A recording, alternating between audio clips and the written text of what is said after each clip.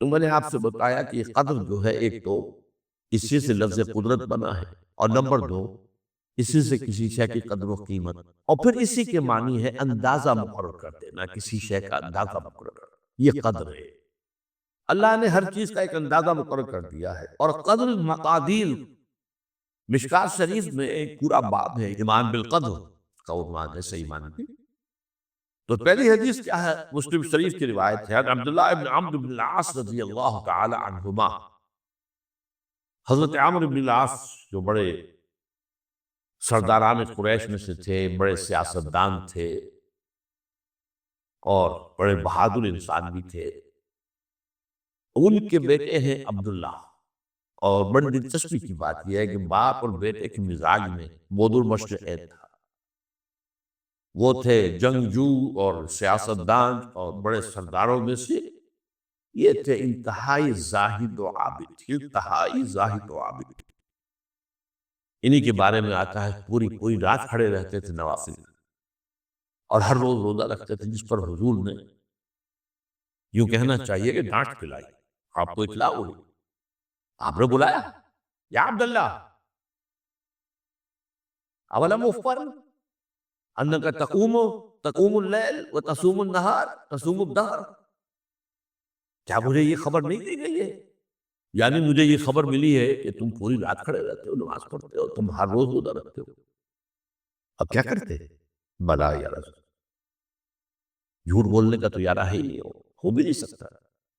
فرمایا لا تفعل، سخت شبہ۔ وہ عبداللہ ابن عمرو ابن العاص رضی اللہ تعالیٰ عنہما اس کے راوی ہیں، قال قال رسول اللہ صلی اللہ علیہ وسلم کتب اللہ مقادیر الخلائق قبل ان یخلق السماوات والارض ب50 الف سنہ۔ اللہ تعالیٰ نے مقداریں اور تقدیریں، ابھی دو الفاظ میں بولوں گا تاکہ آپ کے ذہن میں بات رہے، معین کر دی تھی، لکھ دی تھی، لکھ دی تھی، لکھ دی تھی۔ آسمانوں اور زمین کی تخلیق سے 50,000 سال قبل یہ ہے قدر۔ ہر چیز کی ایک تقدیر جو ہے وہ معین ہوئی ہے۔ اب آئیے اس میں کتاب سے مراد کیا ہے؟ جو آیت میں نے دوسرے نمبر پر پڑھی آج، سورہ حدید کی آیت، ما اصاب بمصیبۃ فی الارض ولا فی انفسکم الا فی کتاب من قبل ان نبرأ۔ کتاب سے مراد کیا؟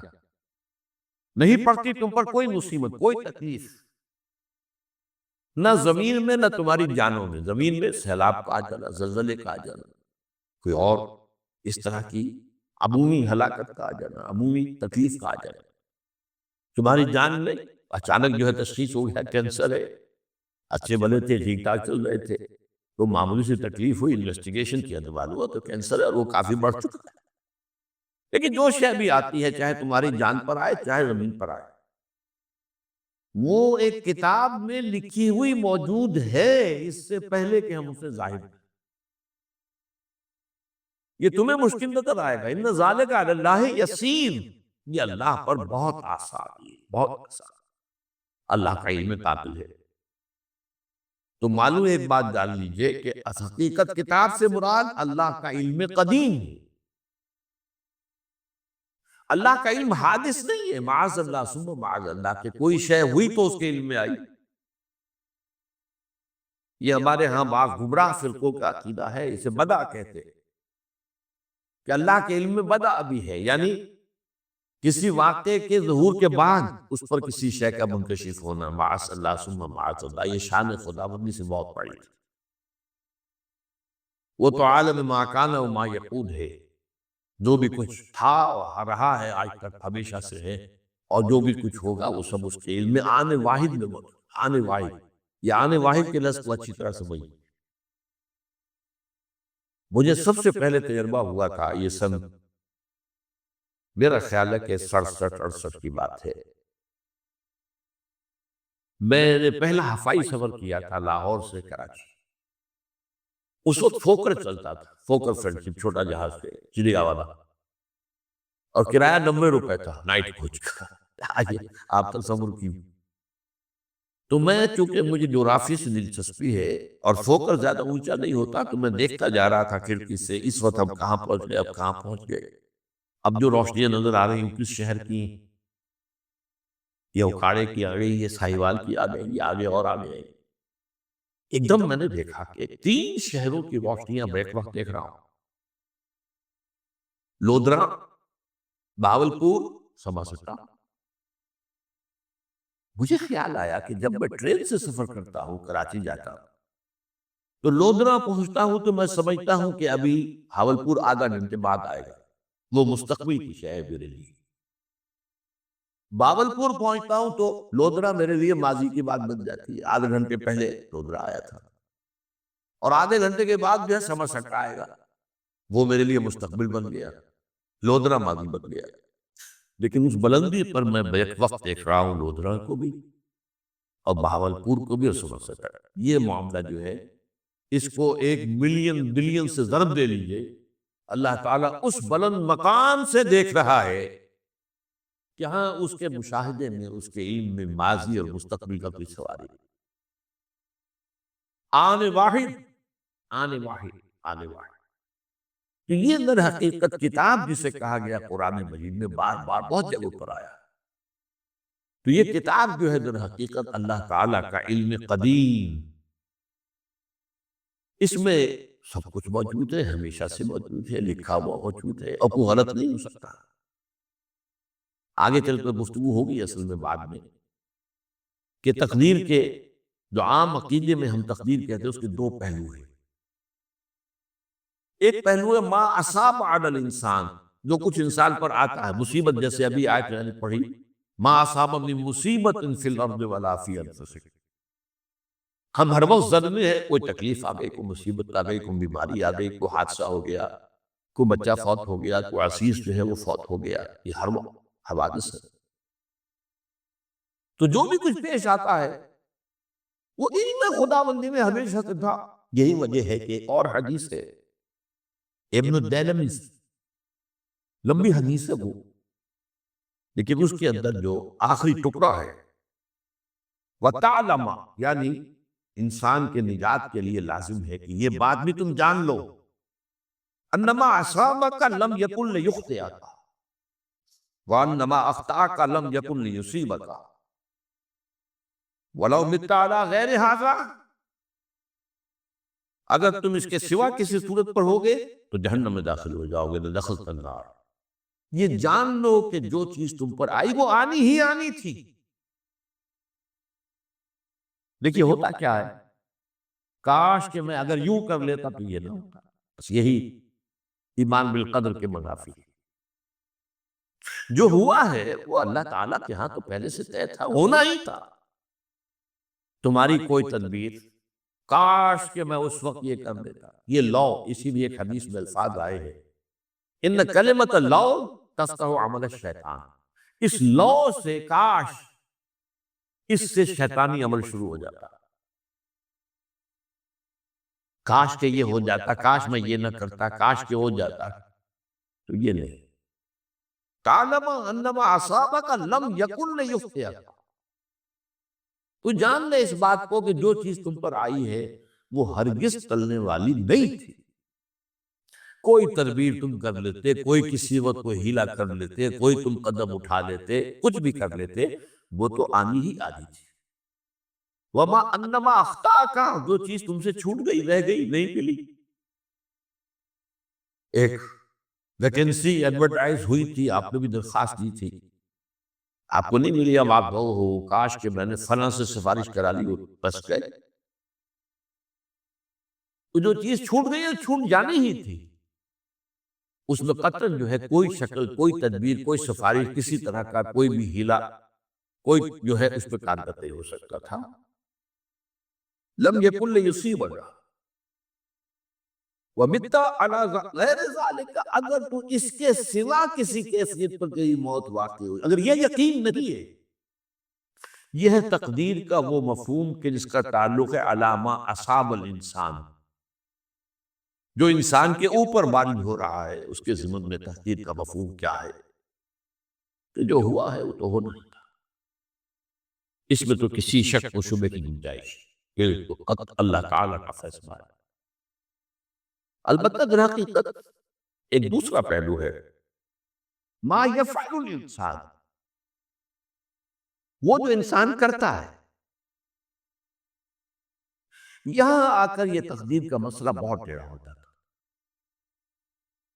آیا میرے اندر کوئی اختیار بھی ہے کہ نہیں؟ Do I have any free choice؟ یا ہر شخص پہلے سے طے ہے؟ تقدیر کا ایک عام مفہوم یہ ہے، اور اس مفہوم میں بھی بعض روایات بھی ہے جو اس کی تائید کرتا کہ ہر چیز پہلے سے طے ہے، لکھی ہوئی۔ اور یہ جو حدیث ہم نے ابھی پڑھی ہے، یہ گویا کہ اس کی ایک مثال ہے کہ وہ جو لکھ دیا گیا تھا، فرشتے نے لکھ دیا تھا، رحم مادر میں لکھ دیا تھا، شقی و سعید، یہ بدبخت ہے یا سعادت مند ہے۔ تو ایک شخص پوری عمر نیکی کے کام کرتا رہا، آخری وقت میں آ کر کوئی ایسا حادثہ پیش آ گیا کہ وہ اہل جہنم کے سے کام شروع کر دیا اور جہنمی ہو گئے۔ یا ایک شخص ساری عمر جو ہے جہنمیوں کے سے کام کرتا ہے، آخری وقت میں آ کر کوئی ایسی توفیق ملی، کچھ ایسا معاملہ ہو گیا، توبہ کر لی اور اس نے جو ہے اہل جنت کے سے اعمال شروع کرنے کی ضرورت ہوگی۔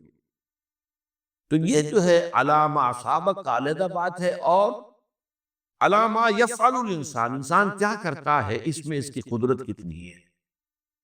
اور یہ ہمارے ہاں فلسفے کا بڑا مشکل موضوع ہے، اسی کا نام ہے جبر و قدر۔ ہمارے اسلاف میں بھی کچھ لوگ ایسے ہیں متکلمین میں سے، لیکن ہمارے ہاں ایک وہ لوگ ہیں کہ جو اس پر قناعت کرتے ہیں کہ جو اللہ نے کہہ دیا اور رسول نے کہہ دیا، اس سے آگے ہم مین میخ نہیں نکالیں گے، وہ محفوظ راستے پر ہوگی۔ لیکن بہرحال انسان کو اللہ نے ایک عقل بھی دی ہے، اور یہ عقل سوالات اٹھاتی ہے، اور جو زیادہ ذہین انسان ہوتے ہیں ان کے اندر ان کی یہ مصیبت زیادہ ہوتی ہے، لہٰذا وہ تو سوچتے ہیں، نہ کچھ غور و فکر کرتے ہیں، بات سمجھنے کی کوشش کرتے ہیں۔ اس میں اب ہمارے ہاں دو طبقے ہو گئے، جبریہ قدریہ۔ ایک نقطہ نظر یہ ہے کہ انسان مجبور محض، کوئی اختیار نہیں، اور ایک یہ ہے کہ انسان قادر مطلق ہے، جو چاہتا ہے اپنے فیصلے میں مختار مطلق ہے، وہ فیصلہ کرتا ہے۔ انہیں قدریہ کہتے ہیں۔ تو جبریہ اور قدریہ ان کی بحثیں ہمارے یہاں، یہ وہی تقدیر کا مسئلہ جو میں نے کہا تھا، بحثوں میں آ کر انہیں آج تک حل نہیں ہوا، حل ہو سکتا ہی نہیں۔ اب اس کے ضمن میں علامہ اقبال کا ایک شعر آپ کو سناتا ہوں، وہ بہت اچھا لگتا ہے، بہت خوبصورت لگتا ہے شعر ہونے کے اعتبار سے۔ تقدیر کے پابند جمادات و نباتات، مومن صرف اللہ کے احکام کا پابند۔ اس میں انسان سے پابندی کی نفی کر دی گئی ہے، وہ صرف پابند ہے اللہ کے احکام کا۔ نتیجے کے اعتبار سے جو یہ شعر کہہ رہا ہے، جو بات وہ صحیح ہے، پابندی اصل جو ہے وہ اللہ کے احکام کی، لیکن یہ کہ تقدیر کی پابندی سے انسان بھی پوری طرح آزاد نہیں۔ یہ سمجھ لینا کہ یہ جمادات و نباتات ہی کا معاملہ، یہ غلط ہے، یہ مبالغہ ہے۔ ظاہر بات ہے کہ شاعر جو ہے، شاعر مبالغے سے بچ نہیں سکتا، چاہے وہ علامہ اقبالی ہو، کوئی بھی ہو۔ تو اسی لیے سورہ شعراء کے اندر جو عام شعراء کی جو صفات بیان ہوئی ہیں وہ آپ کے ذہن میں آ گئی ہوگی۔ مبالغہ کرتے ہیں، فی کل واد یہیمون انہم یقولون ما لا یفعلون، وہ کہتے بھی وہ کچھ ہے جو کرتے نہیں ہیں، اور یہ بات تو علامہ اقبال پر بھی چسپاں ہوتی ہے۔ بہرحال یہ شعر ذرا پھر نوٹ کیجئے، تقدیر کے پابند جمادات و نباتات، مومن صرف اللہ کے احکام کا کوئی پاسہ ہی نہیں۔ انسان بہت سے اعتبارات سے مجبور۔ سب سے پہلے جو ہے انسان کے اندر ایک تقدیر نوعی ہے، نوع انسان۔ چھوٹی سی چڑیا اڑتی پھرتی ہے، انسان نہیں اڑ سکتا، آپ نے ٹھیک ہے مشین ایجاد کر دی، جہاز ایجاد کر دیا، آپ بڑھ رہے ہیں 500 آدمی اور سینکڑوں من سامان لے کر جو ہے وہ جا رہا ہے، 747 ہو یا 757 ہو، یہ کر لیا ٹھیک ہے، خود نہیں اڑ سکتے، اب کیا کریں گے آپ؟ یہ تقدیر نوعی ہے، سپیشیز، ہر سپیشیز کے لیے اللہ نے ایک اندازہ مقرر کر دیا ہے، اس اندازے ہی میں رہے گا، اس سے باہر نہیں جا سکتا۔ پھر ایک تقدیر شخصی ہے۔ اب دیکھیے تقدیر شخصی کیا ہے؟ بعض اوصاف و صفات ہمیں وراثتاً ملتے ہیں، we have no choice۔ پہلے بھی یہ بات مانی جاتی تھی، آج جو ہے ذرا سائنٹیفک انداز میں ہم کہتے ہیں جینز میں چلا آ رہا ہے، وہ جینز کو کوئی بدل سکتا ہے؟ جو جینز بھی آپ کو ملے اپنے والدین کی طرف سے، وہ آپ کی شخصیت کا ظاہر بات ہے کہ فیصلہ کن طرز پر اس کو ڈھال دیتے۔ جینز ہے، پابندی۔ نمبر 2 یہ کہ خاص طور پر جو گھر کا ابتدائی ماحول ہوتا، ماں کی گود اور ابتدائی گہوارہ گھر کا، اس کے جو اثرات مرتسم ہو جاتے ہیں شخصیت کے اوپر، وہ بھی بڑے مستقل پختہ ہوتے ہیں۔ ان دونوں چیزوں کو ضرب دے دیجئے، hereditary factors multiplied by environmental factors, اس سے مل کر ایک شے تیار ہوتی ہے جس کو قرآن کہتا ہے شاکلہ۔ قُلْ كُلٌّ يَعْمَلُ عَلَى شَاكِلَتِهِ رَبُّكُمْ أَعْلَمُ بِمَنْ هُوَ أَهْدَىٰ سَبِيلًا، سورہ بنی اسرائیل۔ شاکلہ کسے کہتے ہیں؟ شاکلہ شکل دینے والی شے۔ آپ کو لوہا ڈھالنا ہے، کوئی خاص پرزہ بنانا ہے، اس کا پہلے سانچہ بناتے ہیں، لوہے کو پگھلا کے اس میں ڈالیں گے تو جیسا سانچہ ہوگا ویسا ہی لوہا جو ہے وہ شکل اختیار کرے، اسے شاکلہ کہتے ہیں۔ یہ شاکلہ جو ہے ہر انسان کا، اس سے باہر انسان نہیں جا سکتا، اس کے اندر اندر سٹرگل ہوگی، اس کے اندر اندر اس کی جد و جہد ہوگی، لیکن اس کا یہ مطلب نہیں ہے کہ اس کو کوئی فری چوائس ہے۔ فری چوائس ہے، لیکن وہ فری چوائس انہی حدود کے اندر کام کرے گا، اس سے باہر نہیں۔ اس بات کو مختلف احادیث میں حضور نے بہت خوبصورتی سے بیان کیا۔ ایک حدیث بڑی اہم ہے، بڑی اہم ہے، الناس کالمعادن، انسانوں کی مثال میں معدنیات کیسی ہے؟ اب سونے کی معدنیات میں سے سونے کی جو اور ہے، اب پتہ نہیں اردو میں مجھے معلوم نہیں اور کا ترجمہ کیا کرتے ہیں آپ، لیکن جانتے ہیں اور وہ کچی دھات جس سے کو صاف کر دیتے ہیں تو پھر وہ دھات جو ہے خالص شکل میں سامنے آ جاتی ہے۔